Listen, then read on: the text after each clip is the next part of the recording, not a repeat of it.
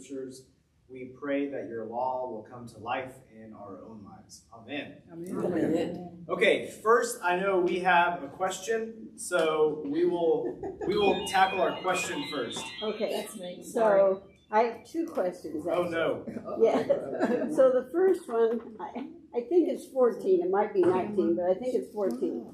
14, 3 through 21.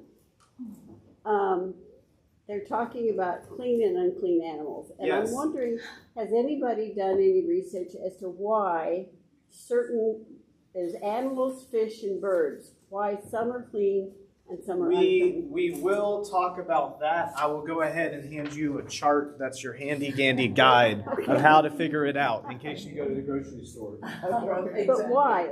We will, when we get to before chapter 14 in the beginning, we'll talk about 3 views of how things are distinguished between and unclean or the holiness laws. So this will be the why. Yes. Yeah. Okay. The next. Which some of it is maybe hygiene and some is random. Okay. It's just to be Sounded different. random to me. Yeah. Okay, the other one. Let's get to her second one and then we'll come to yours. Okay, this is 17, and it says don't let your kings hoard gold or wives or horses. Yes. Well, what about King Solomon? So funny you should ask, because we're going to talk about King Solomon, and I will put the reminder that let's see, let me have it on the slide. So here we go. We're going to talk about 2 verses with Solomon that are directly against these. So 1 Kings is written by the Deuteronomist, and Deuteronomy is written after Kings, and so it is a way of saying, hey. You remember Solomon who had all those wives and collected all that wealth and had all those horses? Yeah, that was bad. And so, like, this chapter is, I mean, it's specifically talking about Solomon. So also good question. Okay. And so it's a way of saying our failure was because of how we had kings before. Okay. And Deuteronomy is written when they're coming back to the land. And so it's saying, let's not make those same mistakes. Okay, thank you. All right, Deuteronomy 15:16. Okay. It says, but if he says to you, I will not go from you because he loves you and your household, since he is well off with you, and he's talking about slaves, then you shall take an awl and thrust it through his earlobe into the door, and he shall be your slave. What? Yeah, what is that? So, here we go. Here's a picture of that. Right there. So they would pierce it, which we do that when you get your ears pierced. Yes, we do. Okay, so this is just saying how they would pierce the ear, and then they would wear an earring. And so after 7 years, if you had debts, you would pay off that debt. If you hadn't done so after 7 years, everyone was set free on that Jubilee year. So you hope, you went into debt the year before, I guess. And you could actually choose to stay, and we call that a bond servant or a bond slave. So they've been bonded with that earring. And if they have that earring, that means that for life. They are in service to that person. But they choose that. They would choose that, and this is before the Atlantic slave trade. Not that slavery was ever a good thing, but this wasn't on racial lines. This was a financial servitude. Kind of like in the Americas when we first sent indentured servants. It's like that. There's some nice things about being a slave or a servant if you're a Jew or an Israelite. And some of that is, if you were on a good household with a good master, you might have a better life than you could have lived on your own. And so you were part of the household. If you're familiar with slavery in the Roman Empire, again, slave wasn't on racial lines. It wasn't the lowest. Their slaves were doctors and teachers and other, they had some prominent roles. And so sometimes it's not always that bad.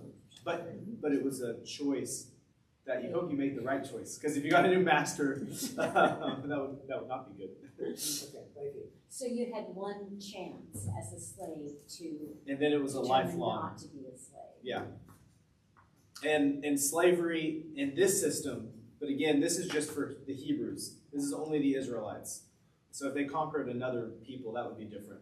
But for the Israelites, they are joining the household and it's about paying off debt, their own debt. But slavery was conquered people. There is also that, and that's not what chapter 15 deals with. It's dealing specifically with Israelites. There's other people that are conquered. Most of them, which we'll get to actually when we start chapter 12, most of the Canaanites, so they take no survivors. So no one is brought to slavery. But there are other households, or other tribes or peoples, like when you start the book of Joshua, that they do. I'm not remembering the name, but there's other people. Some of them trick the Israelites, and they would like go into a covenant, and they end up like serving at the altar or something like that. So yeah. So slavery is not a new concept. No, we've always done that. Like, oh, it started back in 69. Oh, This is not a, yeah. yeah. This is not something new. Okay, these are good questions. Any other questions? I love it when they ask questions and I actually know the answers. We wouldn't know. Say anything. We're good. Yeah. So we're back in the book of Deuteronomy. This is Journey Through the Bible. Before I forget, because I have kept forgetting, we have books in the library upstairs about Deuteronomy that Joan and Joy spent weeks collecting material. And so it's on above the fireplace, right? It's some of the Deuteronomy books. Yeah. So if you're really excited this last few weeks in Deuteronomy, and now you feel like you have a handle on the book and you want some other commentaries, they are up there and waiting for you. I have just forgotten to say that. So I put it in my slides, so I would remember. Thank you. Just to check in on where we were, so last week we looked at the Gospels. I'm bringing that up because our future schedule in September, we will start something new. And it would be cool if we did one of the Gospels. Is there anything in, I know we have some votes for John. We have some votes for just New Testament, but any other specific Gospels or New Testament books that you'd want to look at? Any of them are good for me. Any of them? Maybe the Gospel of John we could go through? Sure. Okay. All right. Look at that. I think it happened. All right. So we might, September 19th, start the Gospel of John. Remember that John is kind of its own unique one. But this is where we're going to finish through Deuteronomy. September 5th, we're going to do a Deuteronomy wrap-up. And then on the 12th of September, we will not have class because I will be in Colorado for a conference. And I think I've mentioned that before, but now it's officially on the schedule. Now, as a reminder for the book of Deuteronomy, this is the second law. It's a retelling of the law for a new generation. We can really summarize it with that idea of listen and love. Remember, that comes from the Shema.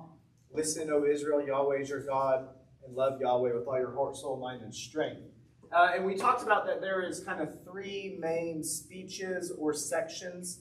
So chapters 1 through 11, which we are now done with, listen and love.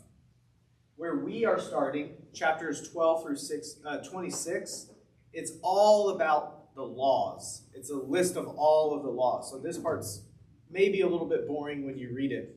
And then that last speech, which includes the blessing and the curses. Now, I want to look just a little more detail in kind of our big outline of what's happening in chapters 12 through 26. And that's because today we are going to cover these first 2 points, which is all about Israel's worship and all about Israel's leaders. And so it's kind of divided between those two things. Next week, we will get into some of the civil laws and things about social justice. And so when you're thinking what sounds a lot like Leviticus, it is this week and next week. It's very, very similar. But there's one really cool thing about how Deuteronomy is organized. And that is this section right here, chapters 12 through 26, they are organized around the Ten Commandments or the Decalogue.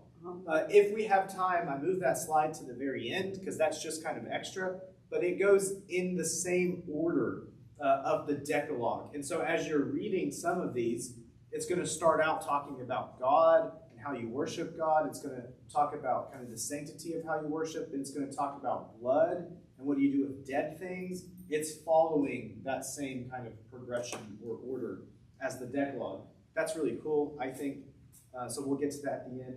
The other thing I wanted to just remind us, this section of 12 through 26 is what a lot of scholars think was the original core to Deuteronomy. So this is the oldest part. It's what was first written. And so when some of the kings, like King Josiah, talk about the book of the law, or the book of laws, it might have been a scroll of this right here, of this part, which is kind of cool. Here's just a little more detail, the first part of what we're going to look at today, chapters 12 through the first part of 16. It's all about Israel's worship, and there's one temple and one God. We are going to see that really emphasized now. And remember, this is when Israel has come back out of exile from Babylon. They are about to rebuild a temple. That's what Deuteronomy is written. And so it's very concerned, like it's talking about a future temple, but they've already had a temple. And so they're returning to a temple after it had been destroyed the first time. And so it's all about worshiping at the temple. And as an outflow of how you worship God in that one place is how you treat other people. That's an outflow and an expression of how you worship God. The other part that we're going to see at the end of today is all about Israel's leaders. Specifically, there is the priest, there is the Levites or the elders, and then there's kings and judges and prophets and other ones. Any question about that? So how are the elders different from the priests? So that is fun. So there are different parts of the Bible that have different answers. In the book of Deuteronomy, all Levites and priests are the same thing. But in the book of Numbers, they're kind of like a different class. And so the word elders means like the older ones. So it kind of has the idea that they are the wise ones kind of in the church. Or not in the church, like in the community at the synagogue. And then the priests are performing more of their functional duties, like the sacrifices. And they're not so wise. Do what? And they're not so wise. And maybe they're not as wise. That's a joke. At this point, this is kind of the same thing. But as Israel shifted from a society more focused on sacrifice and around temple worship, they changed to being like a people of the book kind of thing, and that's where the elders come in. And so they're more about keeping the oral tradition alive and that sort of thing. This is where we were 2 weeks ago in Deuteronomy, the end of chapter 4, but really chapters 5 through 11. And I put a star by just the parts that I wanted us to remember. Chapter 5 is about the Decalogue, the Ten Commandments. That is always one that we can revisit and talk about more. Chapter 6 is the Shema, the Great Commandment. Do you remember what Shema means? Listen and learn. Listen and learn. It's about hear. It's the word hear or listen. Pay attention. And it's that great commandment. Hear, O Israel, Lord your God is one. And then chapter 8 is that part that was remember and do not forget God. So if you remember, we looked at that. You're about to go into this land of easiness and things are going to be great. Remember and do not forget God. When things get easy, don't forget God. Always remember God. And then chapter 11 was our preview of the blessings and the curses that we'll get at the end. And so it mentions those two mountains and kind of those two paths. If you follow God, life will go well with you. If you do not, it usually doesn't end up that well. And so that's kind of that reminder before you get to there. But this is Journey Through the Bible. I was now going to ask if anyone had questions on the readings. So if there is any extra questions, this is a good section to have questions for because there's a lot of confusing parts. Okay, we'll say that's covered. All right, today we are going to cover chapters 12 through 18. And so here is kind of our outline. I'm sorry I did not send this out ahead of time. I did not have it ready last week when we did the Gospels. Chapter 12 is going to deal with the centralization and purification of worship. Remember, this is about getting back to the temple and the importance of worshiping at the temple. It's also, in chapter 13, going to cover idolatry and false prophets. We are going to get to some fun parts about dietary laws and tithing. So that's the part about clean and unclean animals. Chapter 15 is a chapter I really like. It's going to talk about the sabbatical or jubilee year. And then chapter 16 is going to talk about annual festivals. So the three big feasts that they were to have. Chapter 17 and 18 are then the parts that switch to dealing with the religious leaders. And so at first we're going to deal with judges and kings, and then we're going to deal with the priest and the prophets. That's kind of just an overview of what we're going to look at, starting in chapter 12. This kind of begins with this command to go and destroy, obliterate anything related to pagan idolatry. And related to that, in the second part of chapter 12, is going to focus on the centralization of worship. And so these two parts really go together. Prior to this, prior to the temple, there were high places everywhere. If you remember when we went through the book of Genesis, pretty much anywhere Abraham stopped, he would build an altar to God. And that's what people did everywhere. Any site that you kind of met God, if you felt like God had visited you, if it was a particularly tall mountain, maybe it was pretty, maybe that day you just had some extra rocks, you build an altar. Anytime that you would eat meat, you would build an altar. It was a sacrifice. It was a religious experience. All of that is changing. And so all of this is any place that was ever used to worship another god, and any of these high places, they are being destroyed. And now all of the worship is going to be funneled to the temple. All of it is going to, or we don't say that yet. We say the place the Lord has chosen. But it's getting us to the temple. It's talking about the tabernacle. Yeah. Yes. Could you remind me once again the time of this? What I know it's BC, but how many years BC was this So about? this is happening, I think, like right around 6 to 500 BCE is when this is 6 to 500. final, like in the finalization of getting written. However, it is way before that. Is like so what they're it's taking writing place about something in like the 1200s. before, in the 12. Okay, that's what I want. So the time for the whatever's happening is the 1200 Something like BC. that. Okay. Yeah. Okay. Thank you. And it's based on, it's oral scrolls that are being passed down, but then it's finalized after the Babylonian exile. Alexander, I have a kind of a basic question. Oh, yeah. Why destroy? Why not just keep separate? Because the Deuteronomist, which is different than some of the other ones, they are very strict about how you worship. And that you worship God in purity, which happens inside your heart, so you don't use other things, and you want nothing to distract you. And so they are very focused on the purity of worship, much more than the other books. Plus, it keeps the Israelites away from the temptation of going to an it keeps existing. them pure. Which, when we get to Solomon, this is writing about Solomon, even though he's not born yet, he is the example of like how you did it bad. The passage we'll look at with his wives, it's like he married all these wives and then he worshiped their gods. And so, anything that could lead you astray, get rid of it. And it's almost like here's the bad place, so you go like 8 steps backwards before you can get there, sort of thing. Related to that is all of these rules for eating meat.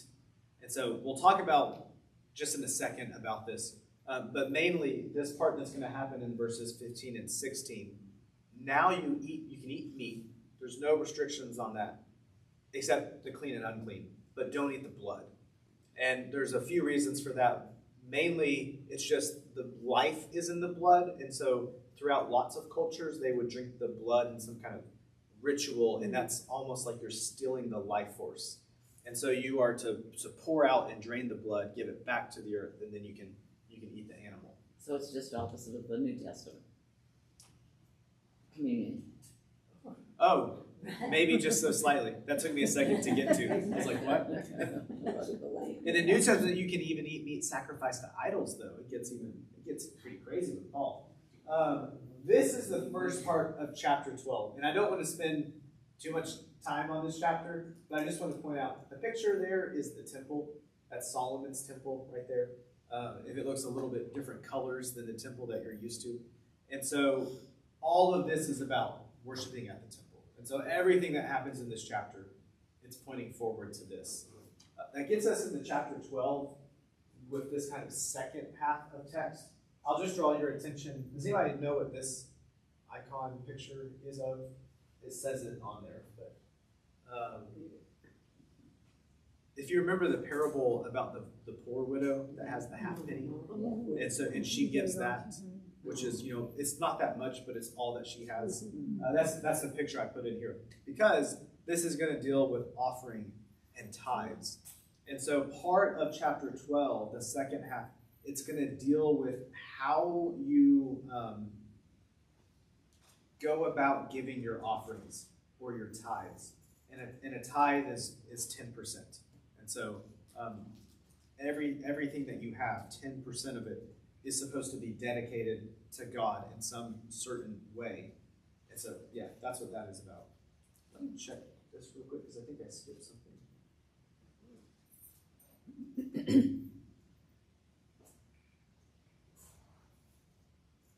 Oh, yeah, okay. That's what I was going to say. When we think about giving or tithing, we tend to think like you write a check with money and it just goes away and then it's gone. Like, there it is. What's different with some of these tithes and offerings is they are consuming the tithe, but it's set aside for a ritual use. And so it's almost like you might have a party in your town where all of the families are coming together and it's a meal dedicated to God, but you are still eating it. I wanted to point that out because that might change the way that we actually think about offerings or tithes or what we give to God. We give God the first and the best, but they are also like they're still eating it.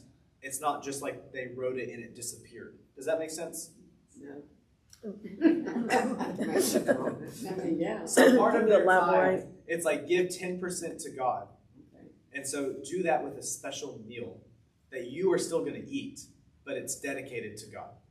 And so it's different when we think about, or at least when I think about like an offering or a tithe, it's like I write a check and then it just goes away. I never really see it again. And that's different. They are actually participating in that. It's part of their worship. Connie, did you? So how do you connect that to us in the present day? So some of the ways when we think about giving to God might just be more intentional in the everyday things that we do now. And that can actually be part of our kind of offering to God. Maybe even our whole lives as an offering sort of thing. One way. Does that make sense? Kind of? Yeah. Instead of like paying off God with like a check. It's like everything that I do is this practice of how everything is related to worshiping God. So would that translate even into, for example, we have our Mardi Gras meal, That would be like exactly like that, yeah. and really that's an offering to God because we're consuming things so that we can do good down Yeah. the road to our community. I think that's a great example. And we're going to talk in a moment when we get into later chapters about other ritualized festivals and feasts. I don't give to pay off God. I mean, that sounds like indulgences, you know? It kind of does. I mean, that's what it Yeah. means to me. I pay off, I give as a response to what God's given to me. Yes, yeah. And this, in one way, this is like one way that they're doing that is they're giving 10% to these dedicated feasts. That's not the only part that 10% goes to.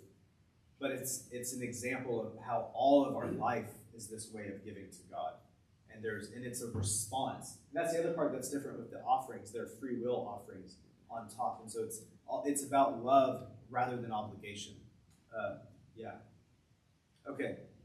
The other part with this in verses 20 through 31, we're going to get more warnings about idolatry. And we're going to this is just going to keep coming up throughout all of this. And so there is going to be warnings about consuming any meat that has been sacrificed to another idol or to another god. And so don't do that because, again, like over there's the bad thing and we're 8 steps backwards because we don't want to do anything bad. And then there's going to end with this reminder to obey God's commands.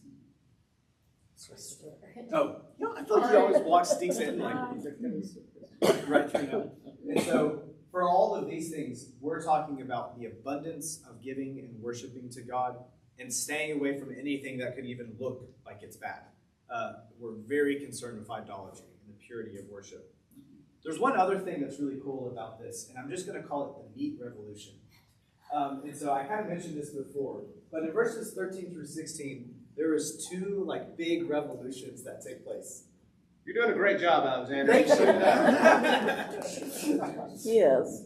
And so the first one that we're going to deal with is all of these false altars or high places. So we already kind of mentioned that. There was all of these altars everywhere throughout the land. That is changing in Deuteronomy to now it's going to a single sanctuary. There's a single place that God is dwelling in. It's all centralized, and that's going to be in Jerusalem later.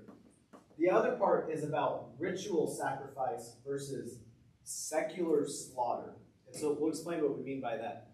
And we already kind of mentioned this, but prior to this, every time essentially an animal was slaughtered, it was a sacrifice to God, and it would happen at one of these altars. Every animal, every life that was taken was also part of the ritualized worship. And this is changing now, because now the only place that you can have a sacrifice is at the temple or at the tabernacle, at that place God has chosen, not throughout the land, which means if you don't live near that place God has chosen, how do you go about eating meat still? And so it makes this kind of excuse that you can still eat meat. It just is no longer a religious ceremony. It's not a sacrifice. It's just become normal meat as long as you don't drink the lifeblood. Does that make sense? Yeah. I have a question here. It's talking about eating, and it says, indeed, just as a gazelle or deer is eaten, you may eat it, the clean and the unclean alike may eat it. So now, they're not differentiating who can even eat the meat, which I was surprised. With who can eat it? Clean Because and the the unclean people can eat it. Yeah. I don't think I paid that much attention to that line, so I'm glad that you pointed that out. Yeah, it's interesting with this chapter. It's like things are getting stricter and less strict, if that makes sense. It's giving an excuse for how things are changing, which is going to tie into our lesson for chapter 12, which I put God of changing times. So the law to only sacrifice to God at one place restricted people's ability to eat meat around the whole land. This centralization of worship could have been burdensome to the people who didn't live near the place Yahweh had chosen. Instead of being a burden, God changed the rules so people could still eat meat. And the question for us is, what ways do we see God's expanding inclusion that also uphold the sanctity of God's worship? And so those things don't always have to contradict. This is getting stricter rules about God's worship. But instead of making that a burden on the people, it actually made things easier on the people. And it's even more inclusive. And so we can think about that in kind of the way that we think about worshiping God. Maybe like kids in the service, or like, can someone wear like a jeans with holes in it or something like that? That's, things that we can kind of think about today. The other part in chapter 12 is generosity and giving. Deuteronomy 12 specifies how part of our worship of God is caring for others. And there are specific instructions on caring and sharing your offerings to God with slaves and widows, immigrants, and the Levites, who is just the priest. What ways can we share with those around us? And how can we reimagine the idea of giving to God as helping others? Again, sometimes we think about giving as something that goes away and we never see it again. And this is kind of changing that. It becomes even the food that we eat or the food that we share with other people, all of that is connected to giving with God. Okay, does that make sense? Okay. Chapter 12, it's all about the centralization of worship and the purity of worship. And then we get to chapter 13, which is about idolatry and false prophets. And that's not very helpful, so I kind of renamed this chapter to Unconditional Loyalty to God. And so that's another thing that this might be representing. Anybody know what this plaque is? So this is a plaque, and this guy right here is what we call a suzerain, which you can just think of as an emperor. And this guy is a vassal. And so in the ancient Near East, a lot of countries would have suzerain vassal treaties, which here's a little picture of that. The suzerain is, again, it's like an emperor, it's like the big king, and he is going to provide protection. And the vassal is a bunch of smaller states. They, in service, for that protection, they are going to aid in the military. They are going to pay taxes. They are going to have unwavering or unconditional loyalty. A lot of what we are reading here in these chapters is very reminiscent of these suzerain vassal treaties. And so here in chapter 13 in particular, when it's going to give a lot of the different requirements for Israel to follow, it's helpful when we read it in the lens of this treaty. And it's saying, if you follow me, like, I will give you protection. God to Israel, I will give you protection. But there are requirements of you. There's financial requirements, there's military requirements, and you have to obey me and pay me homage. And that's what chapter 13 is going to unfold. Would this kind of, I mean, this was way much earlier, of course, but would this kind of correspond to the feudal system? Where you had your sovereign, you had your lord, you had the battle? Perhaps, yeah, a little bit, yeah. And you don't go, you don't pay homage to another lord, or it doesn't end well for you. Right, and you get protection and very much so for like the lesser lords to the high lords sort of thing. It's a social contract. It's a social contract and a written contract. And don't break it. So there's a couple of things that this looks like in Deuteronomy 13. One of them is there's no false prophets and dreamers. And so I got a picture of a magician. Now, okay, I put my stars right there. I had said, remember henotheism and monotheism. Do you all remember when we started, I brought up the word henotheism versus monotheism? So monotheism means like we believe in one God. Early Israel was not truly monotheistic. A lot of these texts here are what we call henotheistic, which is like there is other gods, but we don't follow those gods. So we only serve one God, but there might still be other gods. And so there's a lot of rules around don't worship those other gods, because they may have thought there were real other gods around and everything. And so part of that is all of these false prophets. You're not supposed to listen to anyone who is a false prophet. And there are different things to test a false prophet. The main one is if they give a prophecy that's not real, then they are a false prophet. But also on top of that is that any prophet who might follow another god is a false prophet. I bring that up because this is stricter than some of the laws around prophecy we have seen before. If you remember Balaam and the donkey, he was a false prophet that also became an agent of God. Now he would have been put to death because he would have followed another god.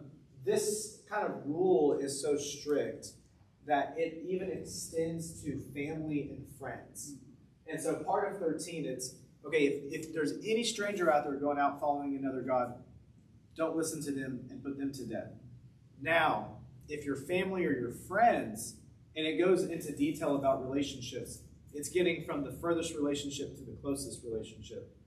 If they start talking about other gods, then put them to death. And so don't listen to them. It's very, very strict. And then it deals with how you, I'm sorry, I forgot to go to my next slide. I'm sorry, I forgot to go. Okay, so if there's a false prophet, you identify who they are, you give them the test, and then you punish them, which is death. Again, the test has to do with if they make a false prophecy, they're not a true prophet. If they follow another god, they're not a real prophet.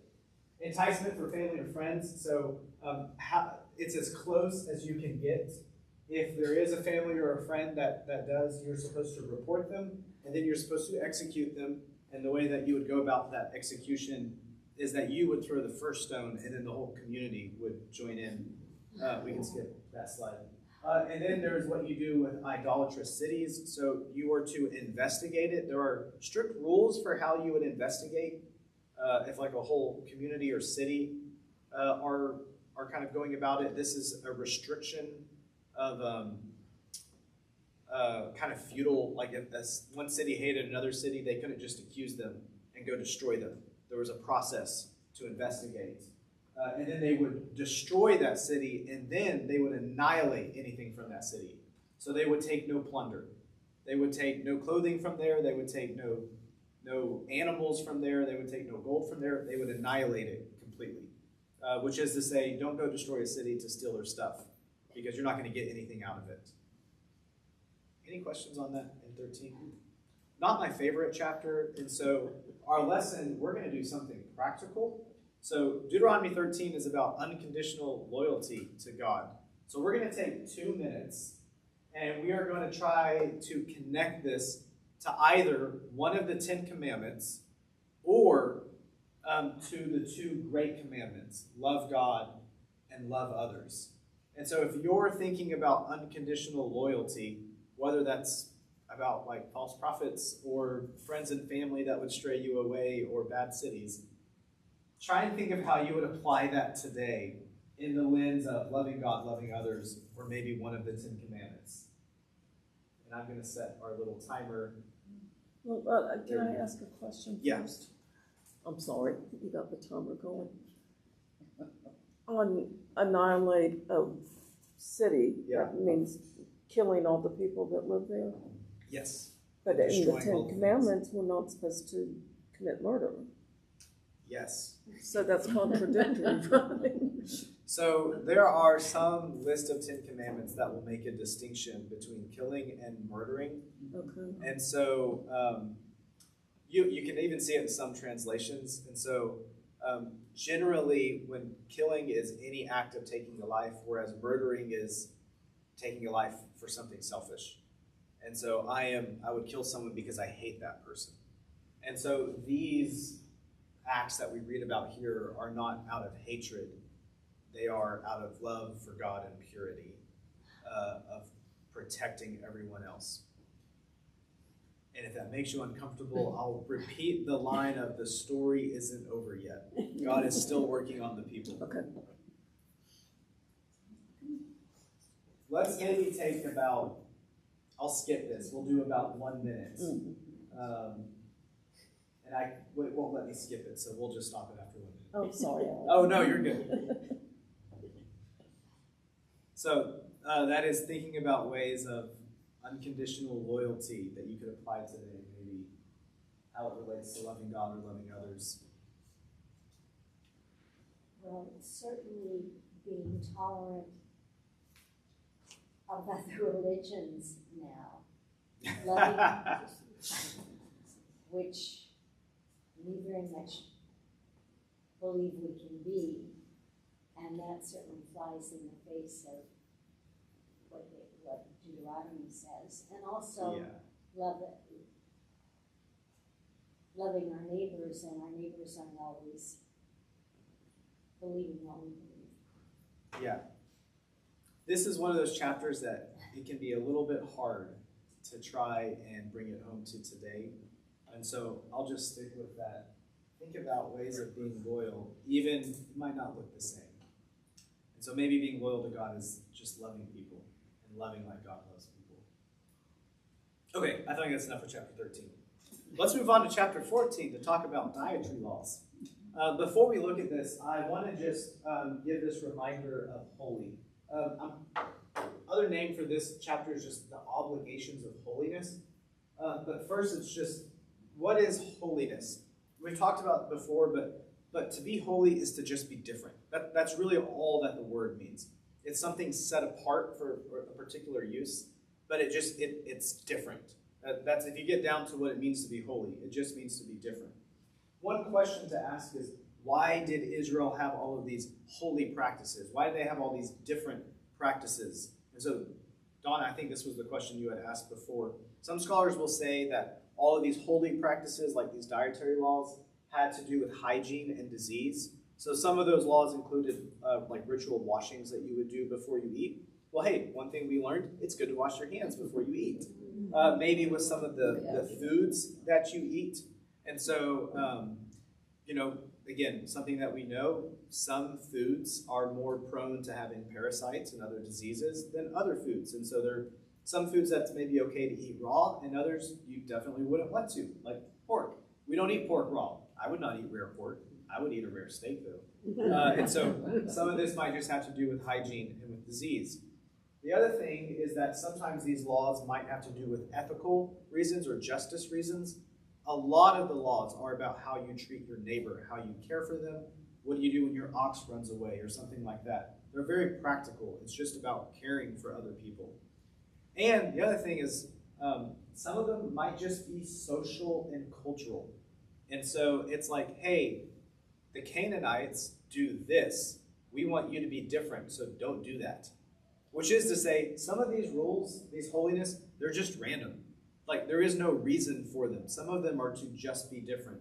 An example of that in Leviticus, it's not in Deuteronomy, is to not mix the fabrics on their clothing. Clothes that are multi-fabric are better clothes. They have the strengths of both of the different items.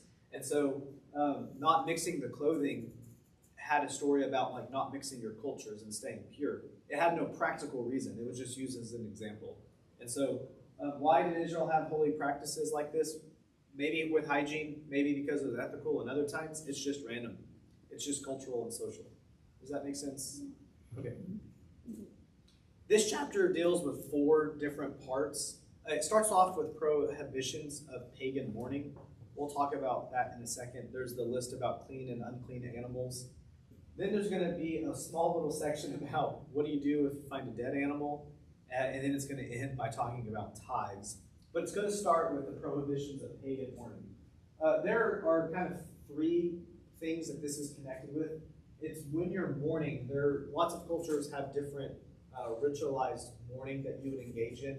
What was pretty typical here was that they would shave their head when they were mourning, and then they would maybe lacerate or cut themselves.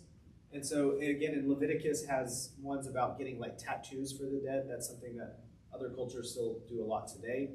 And so there are prohibitions on that. It's to say when someone mourns, don't physically mark it. Don't go through that process on your body. Yeah, I mean, that's about that. Any questions there? Okay. The next part has to do with clean and unclean animals. Is that little paper that I had? Yeah, I'm going to start this over here. We're going to pull up a slide of this in just a second. So there are 3 categories of animals. There are land, sea, and air. And so like when we think about animals, we think of mammals and birds and reptiles. In the ancient world, it's just there's land animals, there's air animals, and there are sea animals. Generally, anything that is clean is very clearly and typical a water animal, or an air animal, or a land animal. Anything that's unclean mixes those boundaries. That is one way of thinking about it. So here's a chart here. This one doesn't talk about insects, but this is in Leviticus. Does an insect have 4 legs? No, it doesn't have 4 legs. Well, that's unclean because insects should have 4 legs. And then does it have jumping legs? If it doesn't have jumping legs, then it's not right because insects should hop. That's what they're supposed to do, right? You know? If it's an air thing, kind of for air animals, it's that, air animals eat berries and nuts. And so does it eat a berry or a nut? Yeah, it's good. Does it eat other animals? Well, that's bad. That's unclean. If it's a sea animal, does it have fins and scales? Yes. Okay, cool. It's a sea animal. That's good. Does it not? Well, what is that? That's weird. So like a whale, that's kind of like a mix, or a shark, that's unclean. Or a shrimp, shellfish, that's unclean because that's too much like an insect. That's kind of weird. And then for land, so does it have hooves? Yes. And does it eat grass? Yes. That's good. That's what land animals should do. They should eat grass, and they should have hooves. Does it have fingers like us or claws? That's bad, because that's what people are supposed to be like. Does that make sense? Yeah. Kind of that differentiation between clean and unclean. That's a way I find helpful of thinking about clean and unclean. It's dealing with those 3 categories, and if it mixes out of those categories, then it's unclean, because it's not like in its category. Okay. That was interesting that all crustaceans are included. Yes, all. And it would make sense because they're scavengers on the. Yeah. You know, one thing that's funny too is, like, they wouldn't eat lobster because that's unclean, but they would eat like a cricket or a grasshopper, and that's like backwards to our brains. Like, I don't think about eating a grasshopper as like very nice. After Sunday, Rachel's like, you can go anywhere you want. We went to Red Lobster, and I got some hot dogs, you know. Yeah. The next part that this deals with after the clean and the unclean, so again, dealing with the categories, is dead animals. So you can eat roadkill. Yeah. I have the Bible, the Message, and this has the weirdest reading for that. It says, About verse 21? yeah. What does it say? Because you are a people holy to God, your God, don't eat anything that you find dead. You can, though, give it to a foreigner in your neighborhood or for a meal, or you can sell it to a foreigner. But then this, don't boil a kid in its mother's milk. Yes. What's that talking about? Okay. Yeah, I love it. My reminder to say that, I just said boil. Okay. So the first part is if you ran over an animal and you killed it. So if there was like roadkill, you could eat it. But if it just died, then you can't eat it. Again, that makes sense. You don't know why something died. It might be disease. So what if somebody else ran over it? I guess if you saw it die, it was okay. Fresh roadkill. Yeah, fresh roadkill. Let's see. Then, but you could also give it to a foreigner. And so remember, we are expanding, or you could sell it to them. Yeah. So we're expanding about meat. So we're, Israel's most important. But you could sell it to those, dirty pagans that were there. They could eat it. Now, there's this weird line about boiling, and so there's a command to avoid boiling a young goat in its mother's milk. So there's two ideas about this, and one is that it was either a popular Canaanite dish, was like some kind of goat boiled in the milk, and maybe that was like special. And so, that might have had something to do with ritualized worship. So it's saying don't do that practice. Or some scholars think it might be related to animal suffering, that they would take as a young goat was first born, and they would like maybe boil it alive or something like that. And so maybe it had to do with that about suffering. No matter what, it seemed to be like some kind of practice, maybe that was ritualized or something like that. So. But that is a confusing one that even scholars are kind of like, with that. But you can eat roadkill. And I just want to say, there is a Tennessee cookbook, and it has how long to put the roadkill on your Ford F-150 to cook it if you ran over something. So it's kind of fun. The next part has to do with tithes. And so, again, as we said, a tithe has to do with 10%. And so 10% of all of the produce that you have was to be given to the Lord and eaten in the presence of the Lord, but where God had chosen. And so they were supposed to take 10% of it, go to Jerusalem, or wherever the worship site is, but we'll say the temple, and go and eat it there. And this part's really interesting. If you can't make it to Jerusalem, or wherever that place is, either because you're too far away, or it's too expensive and you couldn't afford it, then that 10% you could sell some of it, and then go to Jerusalem and repurchase it there, and then still partake in that feast together with everyone.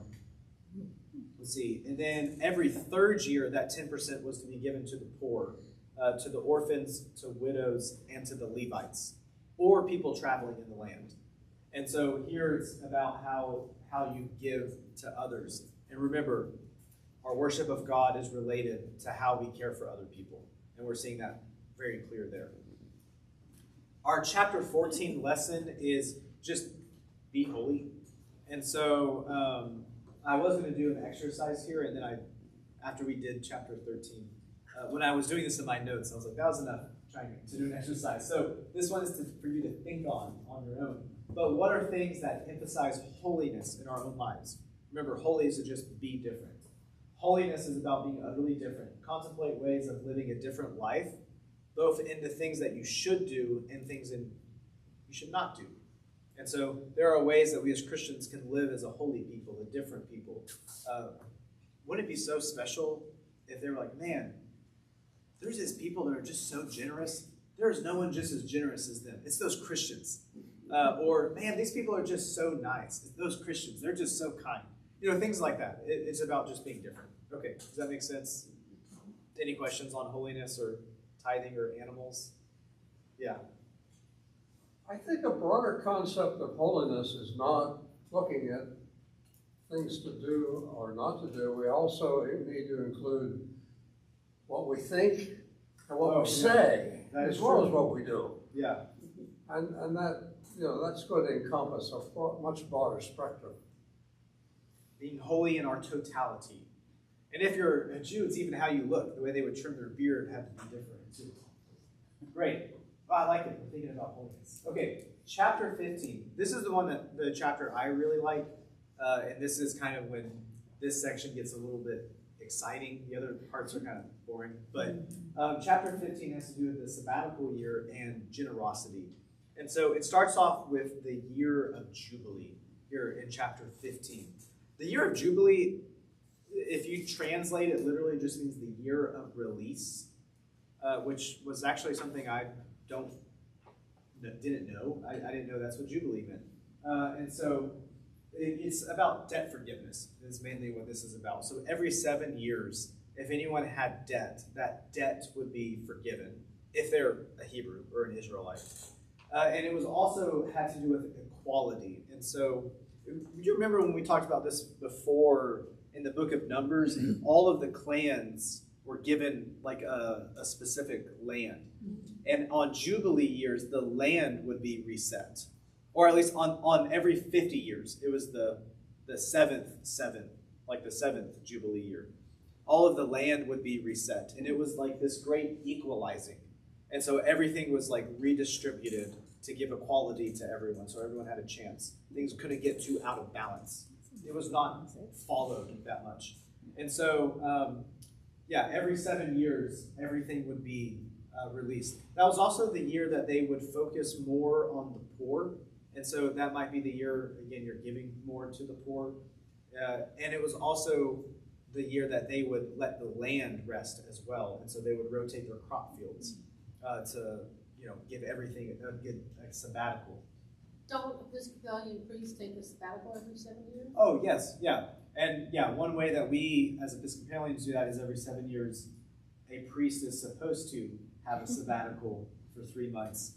And what's special about the Episcopal Church is that goes with you even if you start at a new church or even at a new diocese. That is different than like in the Lutheran Church, which is every 9 years. No. Oh, I used to know this. I don't know. But however long it is in the Lutheran Church, it resets if you start a new church. Is it still 7? Okay. And so, that's the year of Jubilee. It's the year of release. It's about forgiveness, particularly financially, but it's also about giving everyone rest or a break. Questions about that part? All right, here's John's favorite chart. So this has to do with the treatment of Hebrew slaves. And I want to emphasize that this is specifically talking about Hebrew slaves. And so, again, as we said before when we did our question time at the beginning, if you had financial obligations or you were in debt and it was too much for you to pay, you could pay it off in years of service. And so after 7 years, you could be released. But some people might not want to be released because maybe it was better serving in that household. And they're not just doing menial, dirty tasks. They might be actually doing dignified work. And so they could choose to stay. They would do that by piercing their ear. They would get an earring. In the New Testament, when it says, like in the epistles, we are bondservants of Christ, this is what it's talking about. You belong to Christ. You've been marked to Christ, and it's for your whole life. We're part of the household of God. That's what those references are in the New Testament. It's back to this idea. There's also some instructions here just about the fair treatment to Hebrew servants or slaves. And so be nice to the Israelites because they're Israelites. Bill? I'm back to the 14 for just a second. You had a symbol, debt forgiveness. Oh, yeah. Now, in the scripture, it's pretty clear, owe no man anything but love. And so we tend to think of debt as a financial debt. But people use indebtedness to control other people. Yes, very much so. And so that's part of forgiving, is to no strings attached. I paid your rent, I paid your utilities, I mowed your grass, whatever, nothing back. No reciprocity is implied in whatever behavior came from me. Because otherwise, it's a controlling situation. Yeah. And at some point, so not only are we forgiving financial debt, we need to forgive reciprocal debt. I like that. I like that. And that is, yeah, I like this chapter that's talking about all of this. It's like living in Sabbath is kind of a way of thinking about it. The other part that this chapter deals with is consecration of the firstborn. And so any herd or flock that there's the firstborn, they would be dedicated to God. The way that they were dedicated is they would be eaten. And there's just a rule with that, again, that there is no defects. And so they were to be the pure and unblemished. So if they came out with a broken leg, they were not good for the sacrifice in that celebratory meal. It was to be the best. Okay. Our lesson for Deuteronomy 15 is Sabbath and Jubilee. And so the year of release teaches us about the importance of forgiveness, especially in financial matters. We should strive to forgive debts and be generous to those in need, recognizing that everything we have is a gift from God. Everyone needs rest, even ourselves. And so thinking about living in Sabbath or a Jubilee year, what are ways that I release myself, maybe from my own expectations of myself or those for others? We are not going to watch this video, but I was going to play a video about Sabbath and just play a few minutes of it. I will send a link to it out. It's going to talk about that idea of the 7 years and the 7 of 7 years. Moving on to chapter 16 is the annual festivals. And so there are 3 big pilgrimage feasts that the people of Israel were to engage with. When I say pilgrimage feast, that means this is when they would travel to that land that God had chosen, so Jerusalem. The first of those is Passover. We've talked about Passover here before, the Seder meal. It's that ritualized meal that is remembering when they were in bondage in Israel. And so, they would go through eating different things that represented that bondage in Israel. Today, it's roughly in March or April, and it happens on our Holy Week, or Maundy Thursday would be when that was. The other one is Pentecost. Pentecost is a Jewish feast. It was called the Festival of Weeks. Pentecost is 50 days, so this is 50 days after Easter, or that Seder meal. And so it was celebrating the giving of the Torah at Mount Sinai. And one thing that was pretty typical to do and is today is to read the book of Ruth during the Festival of Weeks. And then there's also the Festival of Booths. That happens in September or October today. And so this is celebrating the 40 years that they spent in the wilderness. They would do that by living 7 days in tents or in booths. And it was also a harvest celebration. So it was kind of the beginning of the harvest season. Now, I'm not going to play a video. I will send it out. It was one that I was going to talk about these 3 festivals today, but we are not going to do that. But I do want to say, so in chapter 16, and everything we've looked at so far, it has had to do with worship. We're going to take a gear change now. Now we're talking about Israel's leaders. So before it was Israel's worship, now it's Israel's leaders. And that shift happens in the middle of chapter 16. And so part of 16 and 17 is going to deal with the judicial branch, executive branch, and the religious branch. And it's going to talk about local courts, and then almost like their Supreme Court. It's going to talk about kings, and then it's going to talk about priests, and then it's going to talk about prophecy. And so that's kind of the last little section that it looks at. And so the first part of chapter 16 had to do with those 3 feasts. The rest is other stuff, and it really just talks about judges. And so they put a judge, in every single town has a judge. And there is rules for those judges. So they're supposed to be, they have a law of ethics, if you will. So they're supposed to be impartial. They are supposed to not take bribes. They are supposed to be equitable in the things that they rule. And there's also, again, even more reminders about pagan worship because it's Deuteronomy and we really care about how you worship.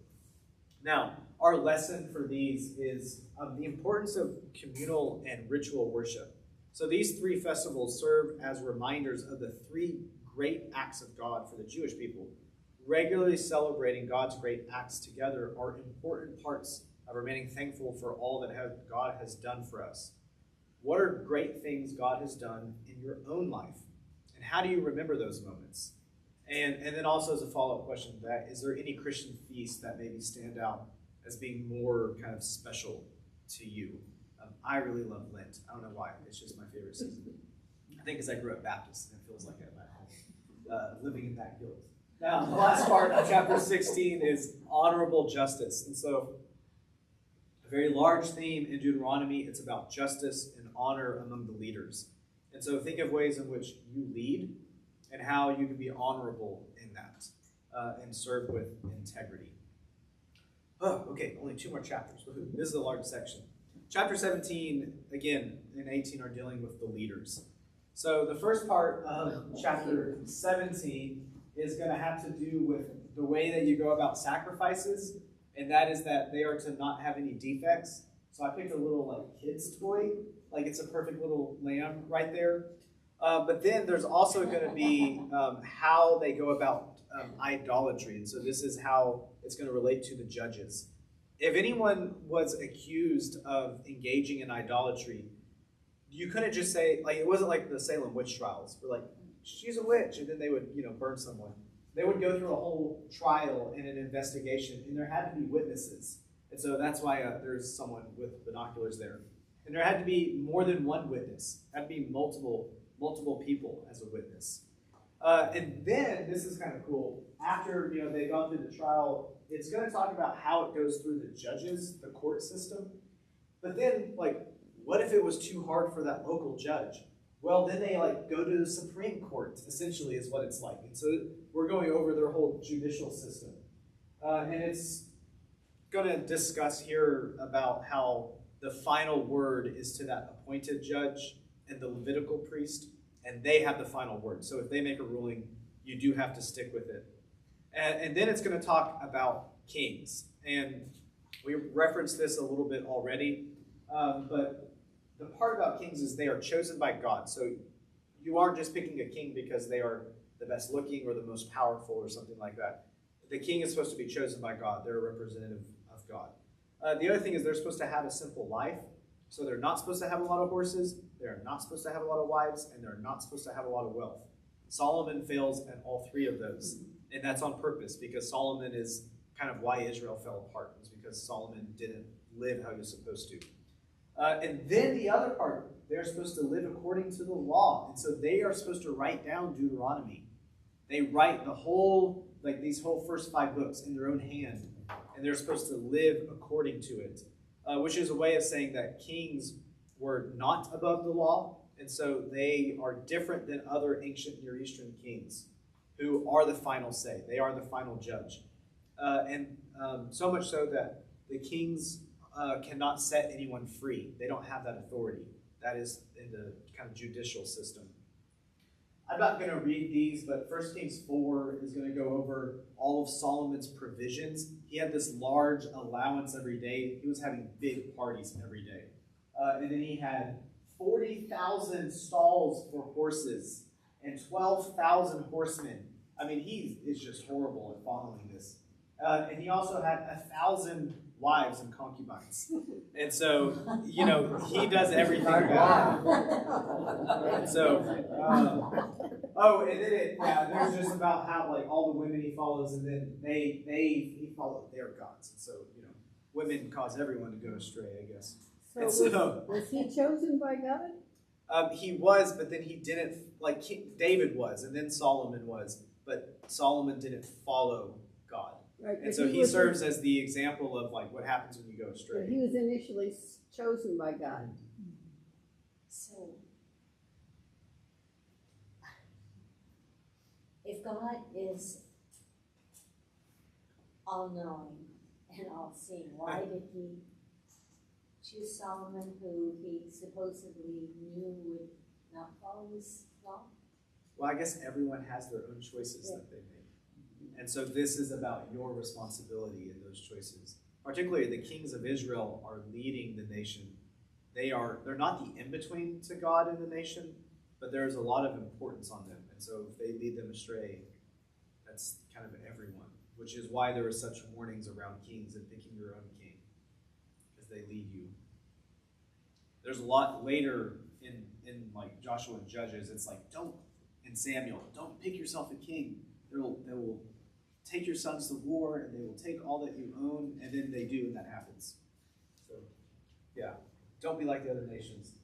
Deuteronomy 17, our lesson for that is offer God the best. And so don't just give God the leftovers, give God the best and the first fruits. Remember that lamb, that pure white lamb. Yeah. Also, learn from Solomon. And so the kings and other leaders of Israel were supposed to be the example of servant leaders. Too often that they were the opposite, and they were the beginning of the downfall for Israel. So learn from their lessons on how to follow God. Stick to the law. And then chapter 18 is going to deal with priests, prophets, and divination. And so this has to do, again, with Israel's leaders. The first part is going to have to deal with the priest and the Levites. So this is not really the most fascinating things, but one part I just want to point out. The Levites don't get an inheritance. We already know that. But there's a line here about traveling ministers. And so this is some random guy that like carried a cross around the world. I forget his name. But about traveling ministers, they would give their offerings to them. And so if a Levite moved to another part of Israel, they could continue their ministry there. They didn't have to stay where they grew up. There's also this prohibition of pagan practices. That's the from Wizard of Oz, the witch. So there is no witchcraft, there is no divination, there is no sorcery, and there's a very long list of all the other things that they are not supposed to engage in. And again, we talked about how Deuteronomy is very restricting. So before anyone could, they would cast lots. They would do lots of different things to speak for God or understand things that looks like divination, sorcery, and witchcraft. They don't do that now. And so now the prophet is only someone who speaks for God. And so they are supposed to be a prophet like Moses. And anyone that's a prophet like Moses should be listened to. And the test of a true prophet, again, is if they speak the truth and if they speak for God. And so if they make a false prophecy, then they are put to death. And if they go and speak for another spirit, or if they speak for another god, again, they are put to death. Oh my gosh, that was a lot of material to cover. Okay, and so these things of Deuteronomy thus far, all of these laws, it's again about how you worship God. It's about the sanctity of worshiping God. And as an outflow of that, it's how you treat other people. And then there is that section about the leaders.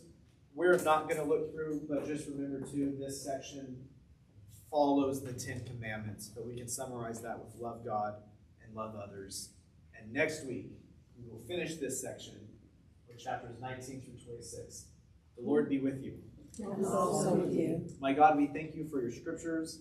We thank you for your laws. We pray that we would not be like Solomon, but that we would live and breathe in your law and in your words. Amen. Amen.